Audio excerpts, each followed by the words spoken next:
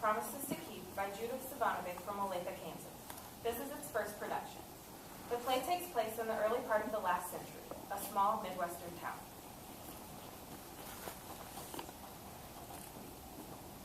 Would you look at those big feet? What are you talking about? They aren't big feet. Yes, they are. They've gotten even bigger since the last time you were here. Do you know that? How could they have gotten bigger? I was just here. I don't know, but they have. I can tell you exactly what the new shoe size is, too. Be serious for once in your life. What could be more serious than a super salesman trying to sell his favorite customer? All I said was I can tell you exactly what your new shoe size is, and I bet you I can. So you said. Do it then. I say it's the same as it was the last time. That is the fact. 5.5. Not a tad bigger or smaller than 5.5. 5.5 on the button. Can't be. 5. I wear 5. You did, but like I said, not now. Take a look. You'll squash those lovely toes this time if you don't choose 5.5. Just because you have to win at everything. Take a look. You're still a growing girl. Women don't continue to grow. Well, I guess you must be sort of borderline then. Maybe you've been going barefoot a lot this summer. I suppose that's it. Did you have a special pair in mind you wanted me to show you? Well, I am looking for Sunday best. You know so much. What would you recommend? Just the thing. These will show off your lovely... These are the latest. Very comfortable and stylish as well. It might be a bit too stylish for Dad. He's paying this time. Birthday present? Mm-hmm. Family dinner and all? I asked if I could bring friends. They wanted just the family. Figures. The best I could do was ask Dad for a new pair of shoes for my birthday. He says I need a new pair of shoes like I need a third eye in the middle of my forehead. You do seem to be buying quite a few pairs in the last year or so. Women are much more interested in fashion as they get older. You know, I've noticed that. There was a woman in here last week, about 102, I think she was. She said she was buying her 1,066th pair. And was she in love with the shoe salesman? Ben Morrissey? Not really his type. His wife and 10 kids would have something to say about it, even if she was. Are you trying to tell me that's why you've been coming in here so frequently to buy shoes? I don't suppose you suggested to your dad that he could save money on all these shoes by just letting us get married and making me responsible for the footwear. Not exactly, but something like. Several times, as a matter of fact. I believe you know that.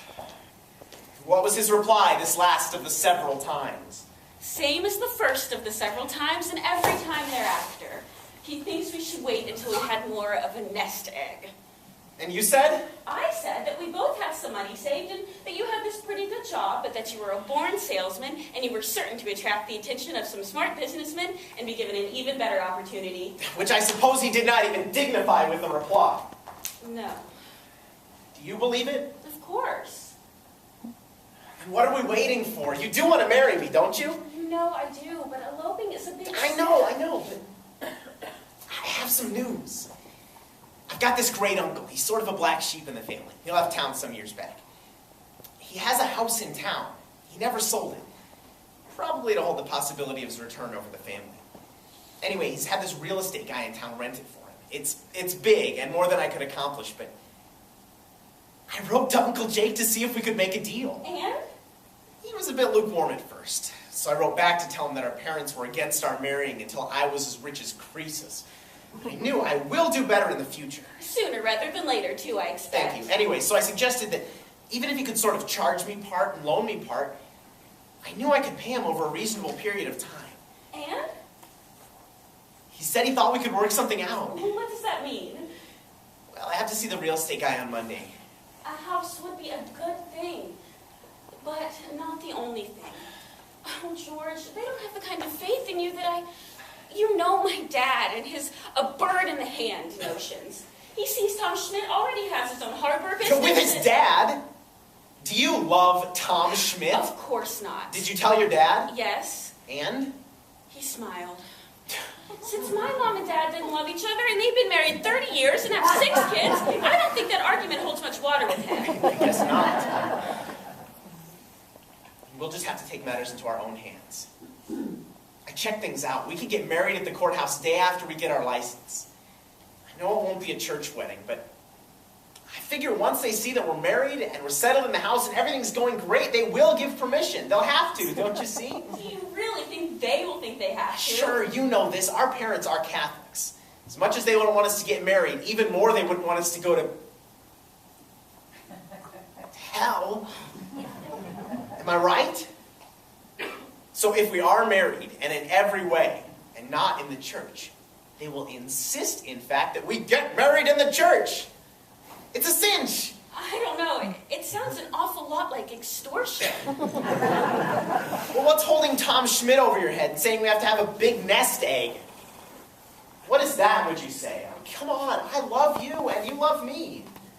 We know that. We know we want a family. We know we'd be great together. We do know that, don't we? You aren't having second thoughts. Of course not. It's just when would this wedding take place? I talked to the real estate guy on Monday. If that goes okay, we can get our license on Tuesday and be married by Wednesday. What do you say? That's too soon. Katie, we've known each other since we were 7. We've been seeing each other unofficially since we were 15. Shush, that sounds so... We have been seeing each other this year officially since you turned 18, and 12 years is a plenty long time. Dad would say only the 1 year counts. Does your father understand that we've actually been waiting for 4 years? George. Does he know how much I love you? Of course not. A man who did not love his wife when he courted her could not possibly understand true love. The will and determination of a young man. That's me. Really in love. Dad would say that determination takes years to bear fruit. Katie, I'm not your father. Did he have my prospects at 19? Did he have a house of his own? Technically, you don't. All but. That, my dearest, was to be my surprise wedding gift. Well, in this case, Uncle Jake's wedding gift. He says that any action that gets a rise out of the family is one he wants to support. So it seems on Monday I'll complete the paperwork. He says he's signing the house over to me. He what? It's yours. Wait. What if he's using it for some kind of... What if this just makes your folks matter? I'm not sure that would be possible. They will get over it. In fact, when they have a chance to think about it, they may feel better about us being in the house than the possibility of Uncle Jake returning to it. They just might see this as the beginning of a newer, happier era, the end of a worse one. Well, they just might. At any rate, I am guessing you do not want to give the house back on the off chance that it will make someone in my family angry. So let me tell you about your house.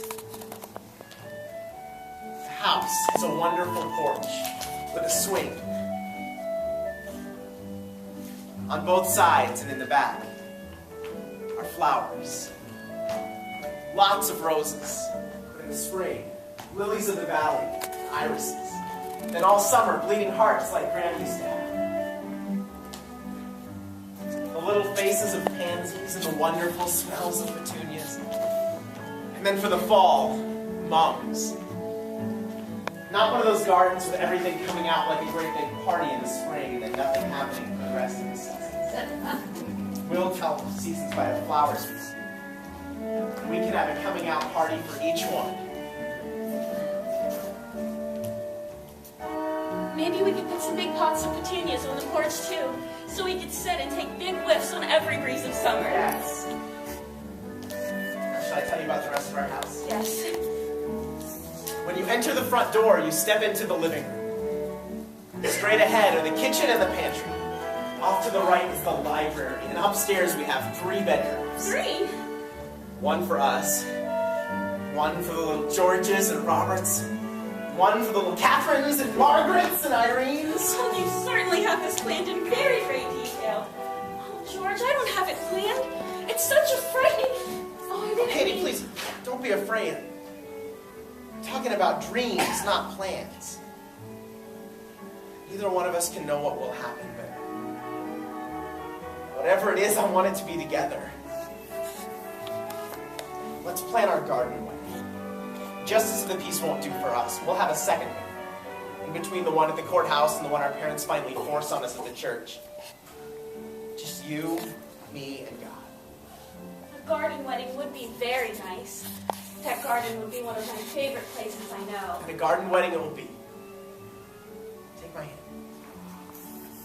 I can say my part, and you can say your part.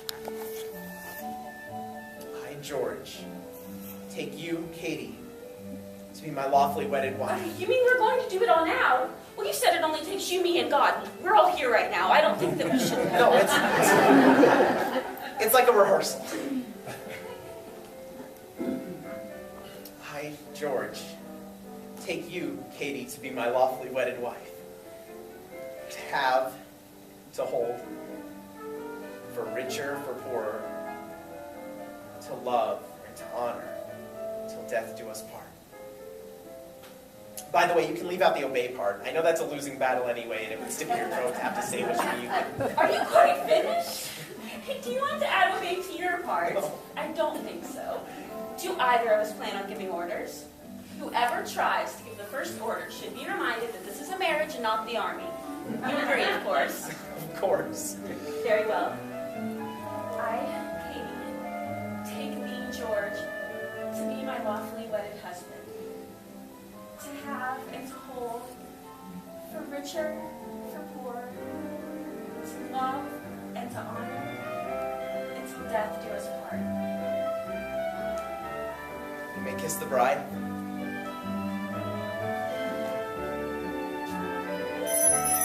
Oh, I see Mr. Harrison checking out shoes in the window. These are very lovely. It is so difficult to make up my mind. Those look very nice on you, Miss Thomas. Why don't you walk around for a bit and see how they feel? I think they look elegant enough for a very special occasion. With such testimony, Mr. Gergen, I will have to give them most serious consideration.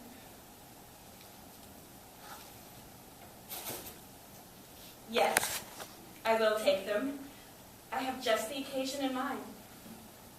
Next Wednesday, perhaps? Just so.